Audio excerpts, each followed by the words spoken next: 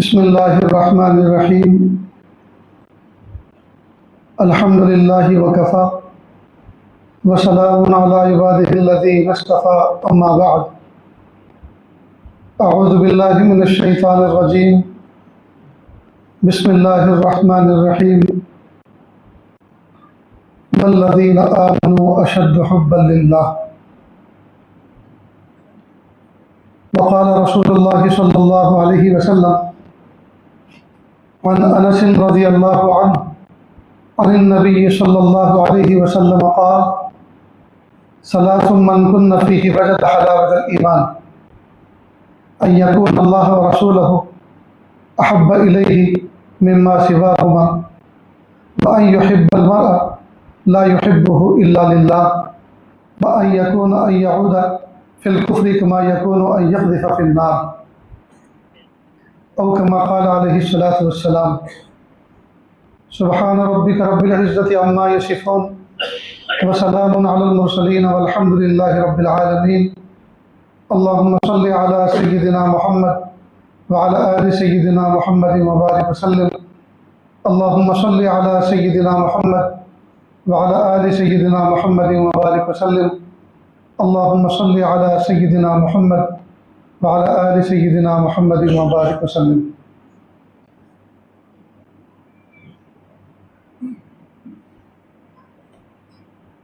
इंसान जो भी काम करता है दो बुनियादों पर करता है, या तो शौक़ की वजह से या खौफ की वजह से। इसमें सबसे ज़्यादा किरदार जो है कामों के अमाल के अंजाम देने में, वो है शौक़ को। आदमी को शौक़ होता है माल कमाने का, माल की मोहब्बत दिल में होती है, उसकी ज़रूरतें सामने होती हैं, तो इंसान इसके लिए मुजाहिदा बर्दाश्त करता है। न जाने कितनी मशक्क़त उठाकर माल जमा करता है, माल कमाता है। रेलवे के किनारे जो फैक्ट्रियाँ होती हैं, न जाने कितने कितने किलोमीटर से सफ़र करके मुसाफिर आते हैं, लेबर आती है। यहाँ तक कि कई मरतबा बारिश बर्दाश्त करते हैं, धूप बर्दाश्त करते हैं, आंधी तूफ़ान बर्दाश्त करते हैं। यहाँ तक कि डब्बों में बैठने की जगह नहीं होती, लटक लटक कर जाते हैं, लेकिन पहुँचते हैं, इसलिए कि उनके सामने माल की मोहब्बत है। इसी तरह कई मरतबा नौजवान बच्चे हराम शौक़ पूरे करने के लिए लंबे लंबे सफ़र कर लेते हैं, बड़े बड़े रिस्क उठा लेते हैं, लेकिन दिल में चूँकि हराम एक लज्जत समाई हुई है, उसका जज्बा समाया हुआ है, उसकी मोहब्बत है, तो निकल पड़ते हैं। अल्लाह हम सब की हिफाजत फरमाए। तो किसी चीज़ का शौक़ और किसी चीज़ की मोहब्बत, ये इंसान को उस चीज़ को हासिल करना आसान कर देती है। हमें चाहिए कि हम अल्लाह ताला से अल्लाह की मोहब्बत को मांगें, अल्लाह से अल्लाह की मोहब्बत को मांगें। यानी अल्लाह हमें अपनी मोहब्बत अता फरमा दीजिए। जब हमें अल्लाह की मोहब्बत मिल जाएगी तो फिर नमाज पढ़ना मुश्किल नहीं होगा, रोज़ा रखना मुश्किल नहीं होगा, ज़कात देना मुश्किल नहीं होगा, तहज्जुद पढ़ना मुश्किल नहीं होगा, कुरान पाक की तिलावत करना और देर देर तक बैठना मुश्किल नहीं होगा, इसलिए कि इसके पीछे अल्लाह की मोहब्बत समाई हुई है। तो जहाँ हम अपनी दुआओं के अंदर दूसरी चीज़ें मांगते हैं, उसमें एक चीज़ हम ये भी मांगे, प्यारे अल्लाह हमें अपनी मोहब्बत अता फरमा दीजिए। इस मोहब्बत का फिगर और इसका पैमाना जहाँ बुलंद होगा वहाँ बंदे के लिए मुश्किल से मुश्किल काम करना आसान होगा, और जहाँ इसका फिगर डाउन होगा वहाँ आसान चीज़ भी इसके लिए मुश्किल होगी। कई मरतबा दोस्त अहबाब से कहते हैं, अरे भाई इतने ज़माना हो गया आप आए नहीं मिलने के लिए। का असल में वो काफ़ी दूर पड़ता है, आपका घर, आपका गांव, आपकी बस्ती। तो बस आगे कुछ मत बोलना, इसी जुमले के अंदर ऑपरेशन हो गया, इसी जुमले में एक्सरे निकल आया। यह अदम मोहब्बत की अलामत है। अगर मोहब्बत होती तो ये ज़ाहिरी दूरी क्या माना रखती? मालूम है दिल में मोहब्बत ही नहीं है। अगर मोहब्बत होती तो ये दूरी कोई दूरी नहीं थी। कई मतलब एक ही बस्ती में रहते हुए बहुत से अफराद हैं, कई महीने मुलाकात नहीं होती, कई महीने मुलाकात नहीं। चनांचे कई मरतबा सफ़र हज पे, उम्रे के सफ़र पे जाना होता है और वहाँ बहुत से लोग ढूंढते फिरते हैं, कहते हैं कि हम तो 2 दिन से सुने हुए थे कि आप आए हुए हैं और आप मिल नहीं रहे। ये आखिर क्या बात है? ऐसा तकाजा पेश आ गया जी, जब वतन में होते हैं तो वहाँ तो मुलाकात नहीं करते और यहाँ 3 दिन से परेशान थे। वो असल में मोहब्बत नहीं तलाश करवाती, वो शैतान तलाश करवाता है। सोचता है कि मिलो, बैठो, बातें करो, इधर उधर की वक्त ज़ाय करो जी, दावतें उड़ाओ, एक दूसरे की चाय की दावत पेश करो। पैसे तो हिंदुस्तान के खर्च होंगे, लेकिन नेकियां हरम की लुटेंगे, नेकियां हरम के खर्च होंगे, ख़त्म होंगे।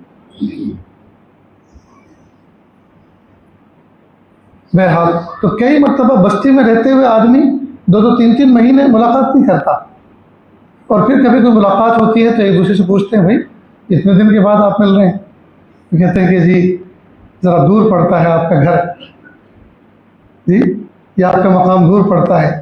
तो ये लफ्ज़ इस्तेमाल करना ये अलामत है इस बात की कि मोहब्बत नहीं है। अगर मोहब्बत होती तो ये दूरी क्या माने रखती है? तो जब इंसान किसी चीज़ का चस्का ले लेता है, किसी चीज़ की मोहब्बत दिल में बसा लेता है, तो फिर उसकी राह में जितनी रुकावटें होती हैं, जितनी दुश्वारियाँ होती हैं, बंदे के लिए उन दुश्वारियों को सर करना आसान हो जाता है। एक शहर के लोग, एक गांव के लोग दूसरे शहर में इंडस्ट्री में काम करते हैं, किसी फैक्ट्री में काम करते हैं, और फैक्ट्री वाला इसको मुआवजा देता है और अच्छा खासा मुआवजा देता है। अब ये सोचता है कि अगर आज बारिश है, आंधी तूफान नहीं जाऊंगा तो अच्छी खासी तनख्वाह कट जाएगी, महीने पे कम मिलेगी। इससे पहले भी 2 छुट्टी कर चुका हूँ, इससे पहले भी 2 छुट्टी कर चुका। तो जब आदमी के दिल में किसी चीज़ की मोहब्बत और किसी चीज़ का चस्का लग जाता है, तो उस राह की जितनी दुश्वारियाँ होती हैं और जितनी तकलीफ़ें होती हैं, उन तमाम को बर्दाश्त करना इंतहाई आसान हो जाता है। तो हमारे दिलों के अंदर अभी अल्लाह की मोहब्बत का चस्का ही नहीं पैदा हुआ। अगर हमसे नमाज़ें छूट रही हैं, अगर हमसे तिलावत छूट रही है, अगर हमसे ज़िक्र और अस्कार छूट रहा है, ये अलामत है इस बात की कि अल्लाह की ज़ात की मोहब्बत दिल में उजागर नहीं हुई। वरना क्या मजाल कि आदमी नमाज के बगैर जिंदा रहे, क्या मजाल कि आदमी तिलावत के बगैर अपना दिन गुजार दे, क्या मजाल कि बंदा जिक्र के बगैर दिन गुजार दे। ये अलामत है इस बात की कि मोहब्बत की कमी है। और इस चीज़ को हम अल्लाह ताला से मांगें। मोहब्बत नाम है दर हकीकत तबीयत के मैलान का, तबीयत के मैलान का नाम मोहब्बत है, और ये गैर इख्तियारी है, ये गैर इख्तियारी है, लेकिन इसके असबाब इख्तियारी है, इसके असबाब इख्तियारी है। कई मरतबा आदमी आपस में मिलता है, बैठता है, पहले दिन मुनासबत नहीं होती, दूसरे दिन मुनासबत नहीं होती, 3-4 दिन होते हैं तो फिर थोड़ी थोड़ी सी मुनासबत होती है, फिर रोज़ाना तफरी में जाते हैं, बैठते हैं, बातें करते हैं, तो ये मुनासबत फिर मोहब्बत में तब्दील हो जाती है। फिर उसके बाद एक दूसरे से रहा नहीं जाता। तो देखने से शौक़ पैदा, शौक़ से पैदा तलब। जैसे जैसे आदमी रास्ता उस्तवार करता है, राहें उस्तवार करता है, मुलाकातें करता है, बैठता है, बातें करता है, तो आदमी को मुनासबत होती चली जाती। तो मोहब्बत अगरचे गैर इख्तियारी है, और ख़ास तौर से ये जो बात है असल में ये मोहब्बत तभी, इससे मुराद है कि तबई मोहब्बत जो है वो गैर इख्तियारी है, लेकिन उसके असबाब भी इख्तियारी है। अगर उसके असबाब बंदा इख्तियारी करे तो जो मोहब्बत तभी गैर इख्तियारी है वो भी किसी न किसी दर्जे में इख्तियार में आ जाती है। लेकिन यहाँ जो मुराद है अल्लाह ताला की ज़ात से के साथ हम टूट के मोहब्बत करें, मोहब्बत अक़ली है। एक मोहब्बत तभी होती है, एक मोहब्बत अक़ली होती है। मोहब्बत तभी देखते के साथ ही आदमी को मुनासबत हो जाना, भा जाना,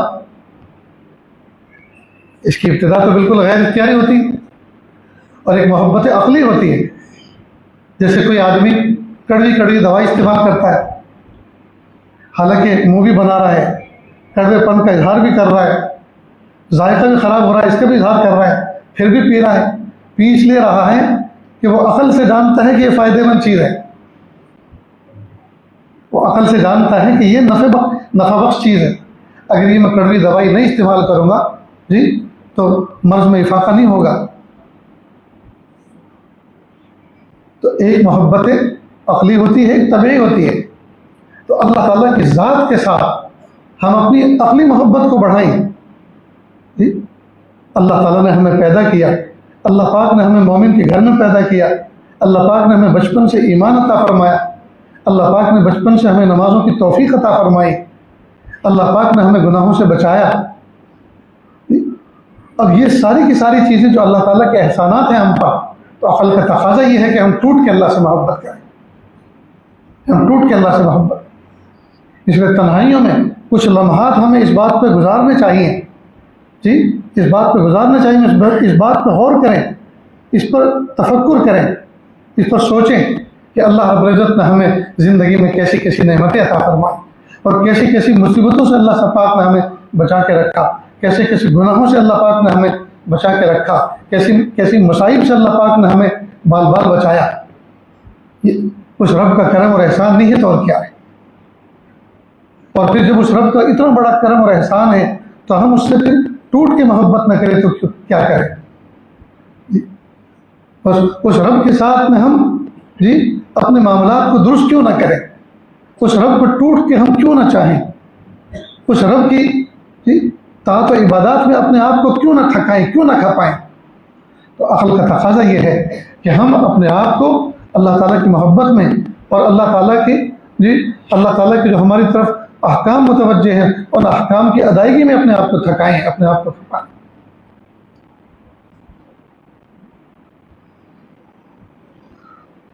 तो दोस्तों ज़िंदगी हमारी फीकी फीकी गुजर रही है। कोई आदमी अगर हमें 100-50 रुपये किसी मौके पर दे दे तो हम ज़िंदगी भर उसका शुक्रिया अदा करते हैं, ज़िंदगी भर रास्ते में कहीं मिल जाए तो झुक झुक के सलाम करते हैं। यहाँ तक कि गोद में अगर कोई बच्चा हो जी तो उसको पहचान करवाते हैं, बेटा ये तुम्हारे चचा लगते हैं, ये हमारे बहुत बड़े मोहसिन हैं, कहीं भी मिले तो उनको सलाम करना, इनके घर जाना, कोई काम हो तो काम कर देना। तो छोटे छोटे बच्चों को अपने मोहसिन के एहसान गिनवा कर बतला कर जी उसको इस बात पर तैयार किया जाता है कि इसके साथ मोहब्बत करना। तो जब दुनिया वालों के मामूली से एहसान हमारे सर आ जाए, दुनिया वालों के मामूली एहसान हमारे सर आ जाए तो हम उसके शुक्रगुजार होते हैं और ज़िंदगी भर शुक्रगुजारी करते हैं और अपने छोटे छोटे मासूम बच्चों को भी इसकी हिदायत करते हैं कि वो शुक्रगुजार बने, अपने मोहसिन को पहचाने। इतने बड़े रब ने बचपन से अब तक जी इनाम ही इनाम अता फरमाए, करम ही करम किया है, रहम ही रहम किया है, अता ही अता हुई है। फिर हम टूट के उस रब से क्यों मोहब्बत नहीं करते, हम टूट के उस रब से क्यों मोहब्बत नहीं करते। तो दोस्तों ये हमारी बहुत बड़ी कमी है। हम अपने दुआओं के अंदर रमज़ान मुबारक में जहाँ अपनी भीख में अल्लाह ताला से और चीज़ें मांगे, जहाँ अपनी दुआओं में अल्लाह ताला से और ज़रूरतें मांगे, हम अल्लाह से टूट कर अल्लाह को भी मांगे और अल्लाह से टूट के अल्लाह को मांगे। अल्लाह ने अपनी लाजवाब मोहब्बत दे दी। अल्लाह जी वो मोहब्बत कि जिसके बाद हमें चैन ना आए, जिसके बाद हमें करार ना आए, प्यारे अल्लाह वो मोहब्बत दे दी। जब आदमी को ये मोहब्बत मिल जाती है फिर रातों के मुजाहदे आसान, दिन के मुजाहदे आसान, आमाल करना आसान, आमाल की जो थकन होती है उसको बर्दाश्त करना आसान, फिर उस पर शिकवे शिकायत नहीं होते। आमाल में जो थकन होती है, अल्लाह के रास्ते में जो थकन होती है हज उम्रे में जाते हैं लोग, और हज तो इबादत ही ऐसी है कि इसमें आदमी टूट फूट के चूर चूर हो जाता है, हड्डी हड्डी बोटी बोटी दुखती है, पिटलियां दर्द से भर जाती हैं, चूर चूर हो जाती है।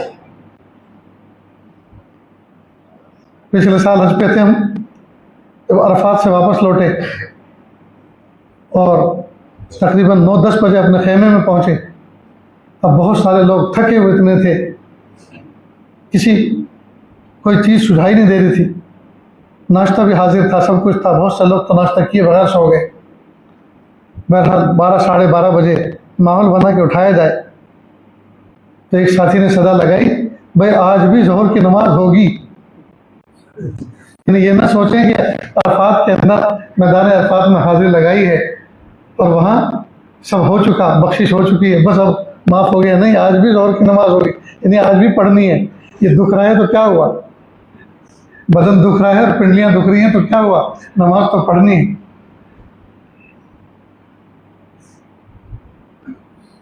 तो हज के अंदर जो थकन होती है, बहुत से लोग इसको शिकवे के पहलू से जिक्र करते हैं, बहुत टूट गए थे, थक थक के चूर हो गए थे। याद रखें दोस्तों, हज की जो थकन है ना, ये तो हज का जेवर है।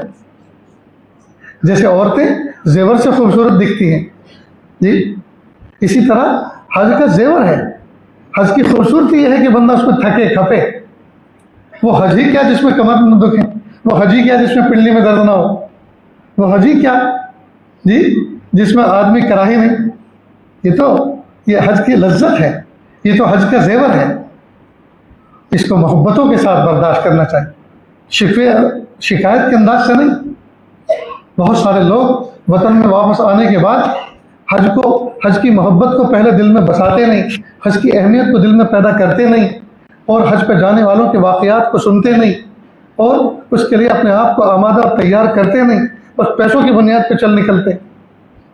बेहतरीन बैग लेंगे, बेहतरीन जूते चप्पल लेंगे, बेहतरीन एहराम के कपड़े लेंगे, और नॉर्मल पहनने के कपड़े आला से आला लेंगे, ज़रूरियात ज़िंदगी आला से आला लेंगे, ब्रांडेड चीज़ें खरीद के जाएंगे, सब कुछ लेके जाएंगे, लेकिन हज सीख के नहीं जाएंगे, उसकी फजीलत मालूम करके नहीं जाएंगे, उसका तरीक़ा सीख के नहीं जाएंगे।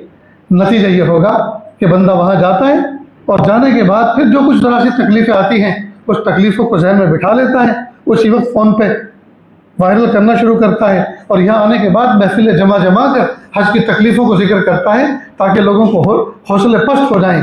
जिन पे हज फ़र्ज़ है, जो जाने का इरादा करते हैं, उनकी भी हिम्मतें टूट जाएं।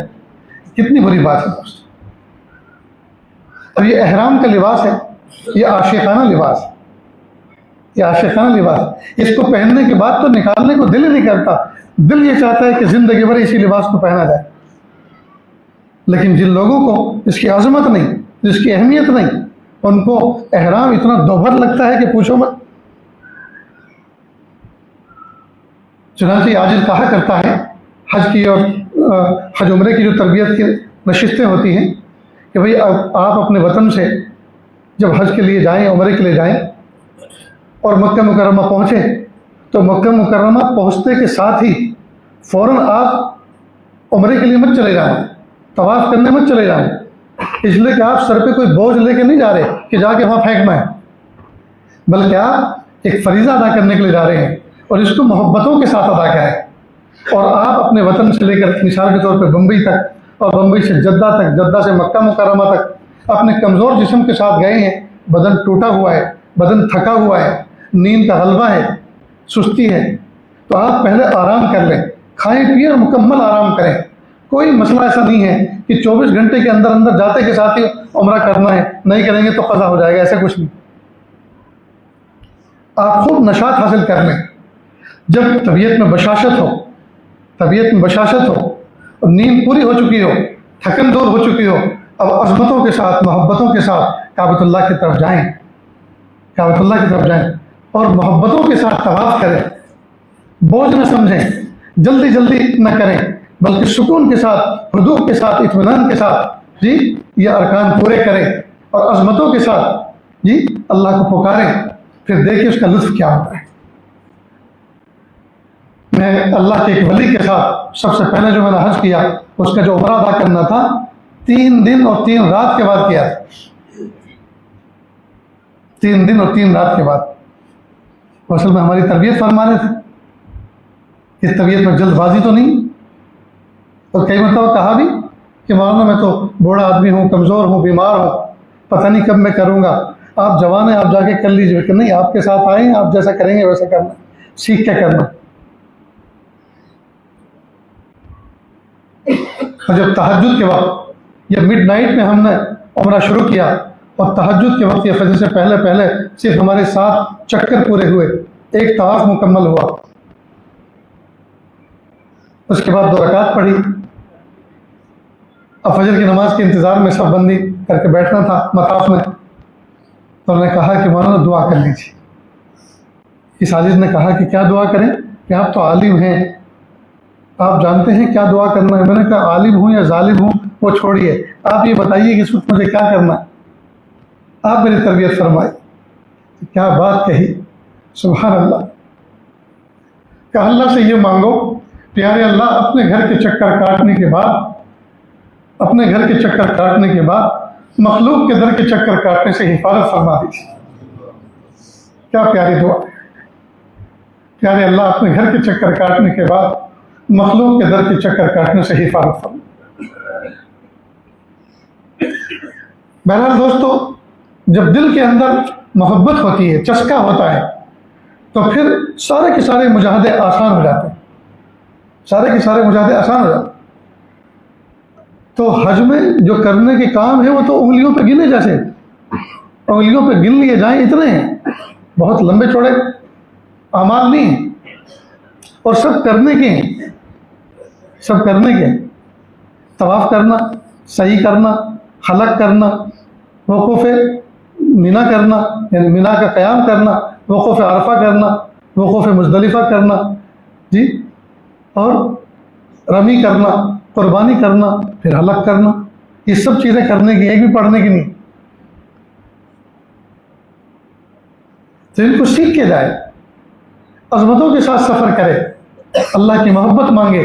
मेरे प्यारे अल्लाह, मैं हज पे जा तो रहा हूँ, उम्रे पे जा तो रहा हूँ, ये अल्लाह हज और उम्रा बगैर मोहब्बत के अल्लाह कैसे करूँगा। अल्लाह मुझे मोहब्बत का चस्का दे दीजिए, अल्लाह मुझे मोहब्बत का तोहफ़ा दे दीजिए। मैं आपकी अज़मतों के साथ, मोहब्बतों के साथ जाना चाहता हूँ। और जो लोग अज़मत और मोहब्बत के साथ सफ़र करते हैं, उनका सफ़र काबिल रिश्क होता है। उनको देखते हैं तो रश्क आता है, उनकी इबादतों का अंदाज देखते हैं तो रश्क आता है। एक मरतबा एक नौजवान बच्चा अल्लाह के महबूब हसन के रोज़े अक़दस की जालियों के सामने खड़ा था कोई अरब, घुंघरियाले बाल थे, वो तौफ पहना हुआ था, जुब्बा बगैर आस्तीन का, छोटी छोटी उसकी आस्तीनें थी, देखने में अलोल झलोल सा था, लेकिन इस अंदाज से मुनाजात कर रहा था, इस अंदाज से अल्लाह के महबूब हसन के सामने बैठकर खिताब कर रहा था, खड़े होकर खिताब कर रहा था कि हम तो अपना सलाम भूल गए, उसके अल्फाज ही सुनते रहे। या रसूल अल्लाह अज़ैतुका कसीर अफ़वन या रसूल अल्लाह, कि मेरे महबूब सल्लल्लाहु अलैहि वसल्लम, मैंने आपको बड़ी तकलीफ़ें पहुँचाई हैं, आप मुझे माफ़ कर दीजिए, आप मुझे माफ़ कर दीजिए। इसलिए दोस्तों, अल्लाह की ज़ात से अल्लाह की मोहब्बत मांगे, अल्लाह का क़ुर्ब मांगे, अल्लाह का इश्क मांगे। नमाजों में जान पैदा हो जाए, तिलावत में जान पैदा हो जाए, हज उम्रे में जान पैदा हो जाए, रोज़े की भूख प्यास बर्दाश्त करना आसान हो जाएगा।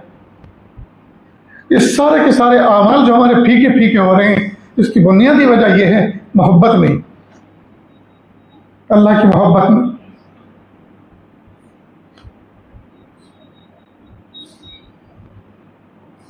लिहाजा अल्लाह ताला से बात करना सीखें। जब आदमी कोई किसी से बात करता है ना, तो बात करते हुए भी तो मोहब्बत हो जाती है ना। ये जो फ़ोन पे लड़के लड़कियां बात करती हैं आपस में, ये मोहब्बत की वजह से, बात से मोहब्बत और मोहब्बत से बात। भाई शुरू में हेलो हाय होता है, फिर इधर से मिस कॉल जाता है, फिर उधर से कॉल आता है, फिर इधर से बात होती है, उधर से बात होती है, कभी इधर से इक़दाम, कभी उधर से इक़दाम, और बात करते करते मोहब्बत हो जाती, बात करते करते मोहब्बत हो जाती। सैयदना मूसा अलैहिस्सलाम अल्लाह से हम कलामी करते थे, कोही तूर पर जाकर अल्लाह से हम कलामी करते थे। और किसी नबी ने अल्लाह ताला से दरख्वास्त नहीं की कि मुझे आपको देखना है, सिवाय हज़रत मूसा अलैहिस्सलाम। और क्यों ये दरख्वास्त की? बात जो करते थे। दरख्वास्त क्यों की? बात जो करते थे। इसीलिए लड़कों से कहा गया लड़कियों से बात मत करो, बात मत करो। बात करोगे तो फिर देखने का शौक पैदा होगा, और जब शौक पैदा होगा देखने का, देखोगे तो फिर और तलब पैदा होगी, और फिर न जाने बात कहाँ तक पहुंचेगी। इसलिए बात ही मत करो, इब्तिदा ही मत करो। तो जब बात भी मोहब्बत का एक जरिया है तो हम अल्लाह से बात क्यों ना करें? जी, अल्लाह से तन्हाई में बात करें, अल्लाह से तन्हाई में बात करें। जिस वक्त ये ब्लूटूथ ईजाद हुआ था और ये डिवाइस चली थी कि फ़ोन एयरफोन के साथ में जुड़ जाता है, तो कई बच्चों हम देखते थे कि लोग बात कर रहे हैं, ऐसा लगता था यार इतना अच्छा सोना सुथरा आदमी है, साफ़ सुथरा आदमी है, और लेकिन बेचारे का दिमाग ख़राब है, ये बड़बड़ा रहा है। तो बहुत दिनों के बाद पता चला कि नहीं, बड़बड़ाता नहीं, कान में कुछ लगा के उससे कनेक्शन रहता है, बात चलती। और अब तो फिर खुद भी बड़बड़ाना ये।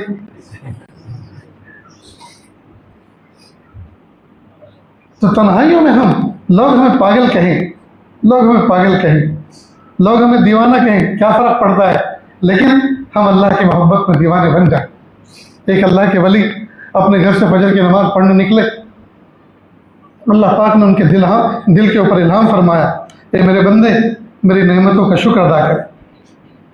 प्यारे अल्लाह, किस नेमत का शुक्रिया अदा करूं?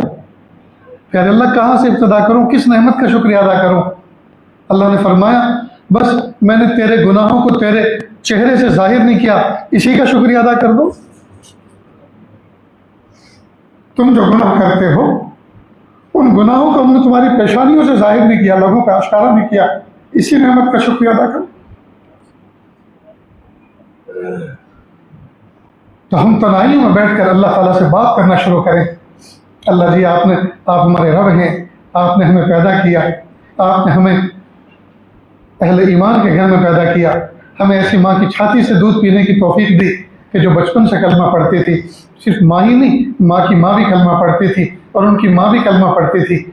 मेरे प्यारे रब, यह आपका करम और एहसान है। फिर जब होश संभाला तो प्यारे अल्लाह, आपने हमें दीन पढ़ने की तौफीक दी, हमने कुरान पाक पढ़ा जी, और पहले ही दिन उस्ताद ने हमसे पढ़वाया, पढ़ो बिस्मिल्लाहिर्रहमानिर्रहीम, आपके मुबारक नाम से इब्तिदा हुई।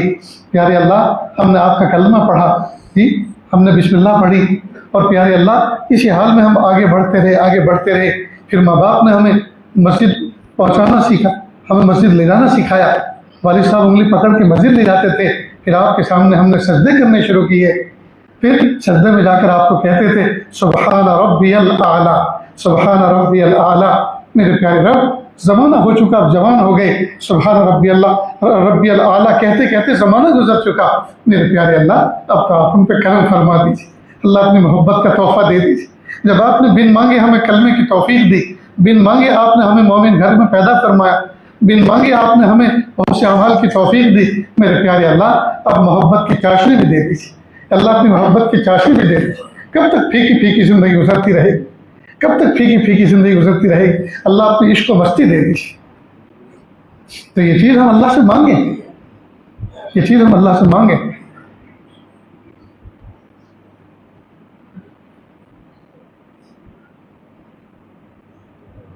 वैसे बंदा जब कलमा पढ़ता है, कलमा पढ़ने के साथ ही अल्लाह रब्बुल इज़्ज़त अपनी ज़ात का एक ताल्लुक़ तो दिल के अंदर पैदा फरमा ही देते हैं। अल्लाह ताला दिल के अंदर एक ताल्लुक़ तो अल्लाह ताला एक शम्मा, एक हब्बत तो दिल में उजागर कर ही देते हैं। ये कलमे की बरकत होती है, ये ईमान की बरकत होती है। और कई मरतबा जिंदगी आदमी के अलोल झलोल गुजरती है, लेकिन वक्त आखिर कलमा नसीब हो जाता है। ये उसी ईमान की चिंगारी और कलमे की बरकत होती है जो अल्लाह पाक ने इसको इब्तिदाई ज़िंदगी में अता फरमाया। लिहाजा नफ्से कलमे, नफ्से ईमान का मिल जाना ये नजात के लिए बहुत बड़ी दौलत है। लेकिन दोस्तों, वफादारी का तकाजा तो ये है, वफादारी का तकाजा तो ये है कि पूरी ज़िंदगी आमाल पर गुजरे, पूरी ज़िंदगी अल्लाह ताला की ताबेदारी में गुजरे और ख़ात्मा भी इसी पर हो। हमने माना कि आखिर में कलमा पढ़ लेना, ज़िंदगी के इख्तिताम पर कलमा पढ़ लेना, जब ज़िंदगी की शाम उस वक्त कलमा पढ़ लेना, ये बहुत बड़ी कामयाबी और नजात की अलामत है। लेकिन ये भी क्या ज़िंदगी, पूरी ज़िंदगी नाफरमानी में गुजारी और आखिरी वक्त में कलमा पढ़ के दुनिया से गया। कमाल तो यह है कि ज़िंदगी वफादार रहा, ज़िंदगी भर वफादार रहा, ज़िंदगी भर वफादार रहा और इख्तिताम भी कलमे पर हुआ और ईमान पर। कमाल तो यह है। बहरहाल 24 घंटे में मुख्तलिफ औकात के अंदर अज़मतों के साथ, मोहब्बतों के साथ हम कलमा पढ़ें, ला इलाहा इल्लल्लाह मुहम्मदुर रसूलुल्लाह सल्लल्लाहु अलैहि वसल्लम, ला इलाहा इल्लल्लाह वहदहु ला शरीका लहू लहुल मुल्कु व लहुल हम्दु व अला कुल्लि शैइन क़दीर। मुख्तलिफ अंदाज से हम कलमा पढ़ें और अल्लाह ताला की ज़ात के साथ मोहब्बत का रिश्ता कायम करें, ताकि इसकी बरकत से अल्लाह ताला ख़ात्मा बिल खैर फरमा दे। इसकी बरकत से अल्लाह ख़ात्मा बिल खैर फरमा।